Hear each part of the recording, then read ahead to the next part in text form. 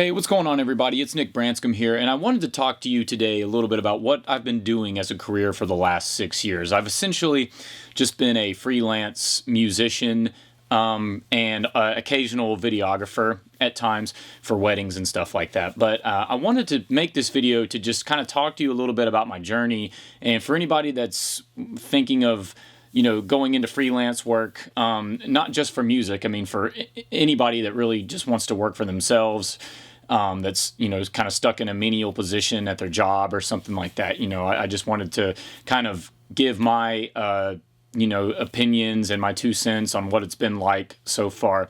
So around 2018, mid 2018, I was kind of, stuck in a dead-end job. And I had been kind of doing dead-end jobs for the last few years up to that point.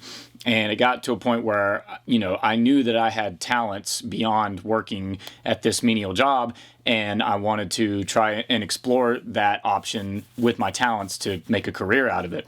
But I didn't really know where to start.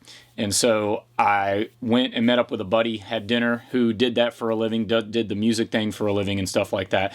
And I was really more or less looking into just being a performer full time, like going and doing solo acoustic shows and all that kind of stuff. But he actually was bringing me on board to be a guitar instructor at the store that he taught at. And that wasn't necessarily the route that I was looking for, but I had been somewhat of a guitar teacher in the past. I had given lessons here and there and stuff, so I kind of understood how to do it. So I was like, okay, sure. And I got on at the music store, and over the course of about 6 months or so, I built up enough clientele to where in January of 2019, basically exactly 6 years ago, I decided to quit the job that I was working at. I put in my 2 weeks, and then it was off. And I honestly, I didn't really know how long I'd be able to make it last. I didn't know if I'd be able to make it last, a month or a year or anything like that. But here I am 6 years later, and it's been my main source of income. It's paid my bills, both doing guitar lessons and performing. All those combined have just pretty much been my income. I've had, like I said, occasional side gigs as a videographer, filming weddings, and doing work for other people with the camera and stuff like that. But that hasn't, netted me as much income as the music thing has. And it's been a very interesting time. Honestly, it's hard to believe I've really made it this long. And I just know that I'm not rich by any means, but I've been fairly good with my money, and so it's landed me, a house. I've been able to pay my bills. Like I said, I've been able to reinvest money into equipment for my business and all that kind of stuff. And I wanted to talk a little bit about how it's not so glamorous as it seems.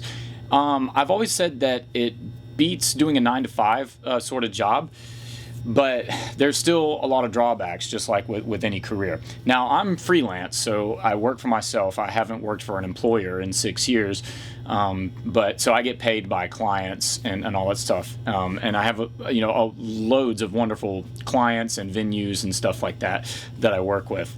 But if you're specifically wanting to do the music thing, you just need to know a few things. You're going to be met with a lot of rejection, especially if you don't really have, any kind of following or anything like that.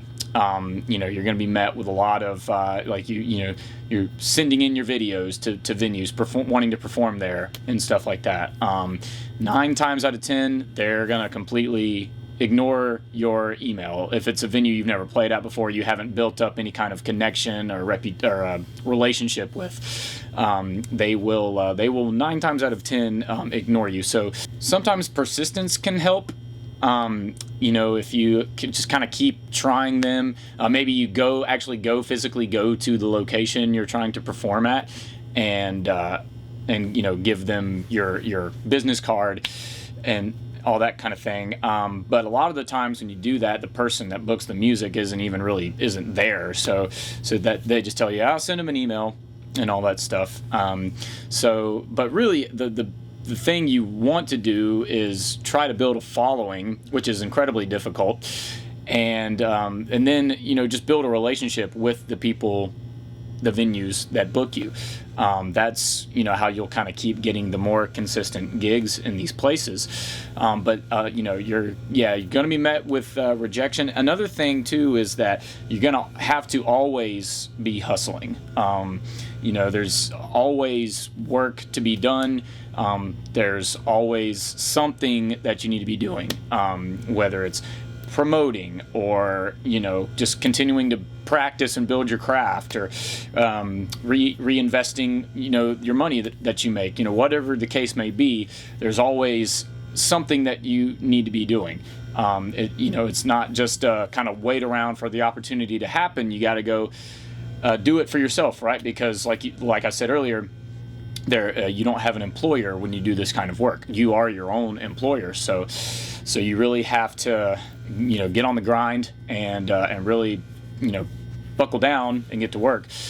Otherwise, nothing's ever going to really happen for you, unless you just get lucky, right? Saying some stupid shit like Hawk Tua, that's made that girl a lot of money. But sometimes you get lucky, but most of us don't. We have to put in the work and the time, and so you're going to have to always just make sure that you're hustling and staying on top of things, and whatever in whatever capacity that may be.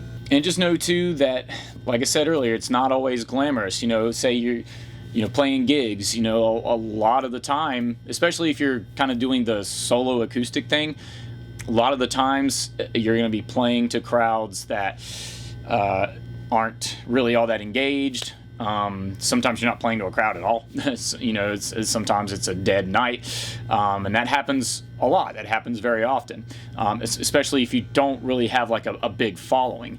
But the one thing you got to remember too is that you are an entertainer, and it's kind of on everybody to have a crowd out to the place, right? The musicians, as well as the venue promoters and stuff on social media. Everybody kind of has to work together to bring people out to the place. So it's not, the responsibility to bring people out isn't solely on you, but you are expected to promote your events heavily, and to be able to bring people out to watch you perform. But it's even putting in the biggest amount of promotion, spending whatever amounts of money for promotion, you're still going to find yourself sometimes just playing to dead crowds, not people that aren't all that engaged with you. They're socializing, drinking, doing whatever.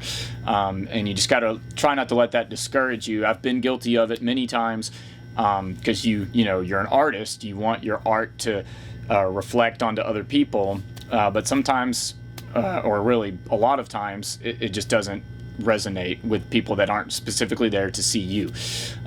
So just got to keep that in mind, to not get discouraged, and just keep at it. There are a lot of drawbacks to this type of career, but it's also very rewarding. I mean, like I said, I don't have an employer. I make my own schedule, which is nice. I mean, I can, kind of work around whatever, and kind of that makes it a little easier. And like I said, I'm not the richest person or anything, but my work ethic is, I think, really well, and I've taken care of my money for the most part. Now, I happen to buy a house in the current economy in 2020. Well, we bought our house in 2024, but the housing market's still crap, and so my mortgage isn't very cheap, but all this hard work has led to me being able to do this, along with my wonderful wife as well, and it's just it's led to this, having my own place, and it's because I've worked really hard, and taking care of my money, and also you also want to take care of yourself physically as well, and mentally. That plays a big part in all of this too. You always want to make sure your mind is right, and making sure you're taking care of your body. making sure you're not drinking too much, making sure you're not eating all the wrong foods. Just all that, goes into all this as well. But yeah, I've taken care of my money, and so what I may not be making like six figures or anything like that, but at the moment I'm doing okay. So I would say that if you're wanting to do something like freelance work, just remember it's always a hustle. No matter what, you're always hustling and looking for the revenue streams, right? And then you're going to face rejection. You're going to face not getting callbacks, not getting emails, email responses, all that kind of stuff. And it's tough to do. But it can be really rewarding if you're willing to put in the time and the work and the effort. The opportunities are out there for everybody. If you have a skill that you think you can make a living with on your own, I always encourage you to try it, because you never know what may happen. So just leave you with this, being a freelance musician has been great, and it's been not so great at times, but it's definitely been more worth it than kind of working a dead-end job that's never gonna get me anywhere in life. So I feel like at least with what I've been doing now, I'm able to get my art out there. I'm able to influence people because I'm a teacher. So it's been kind of a rewarding experience at a lot of the times, but there have been a lot of drawbacks, and you just got to be aware of that. But it's definitely doable, and it's definitely something that I would encourage. So anyways, guys, I hope you enjoyed this video, and if you have any opinions on this or any thoughts, please leave them in the comments below, and I will see you guys at the next video. Y'all take care.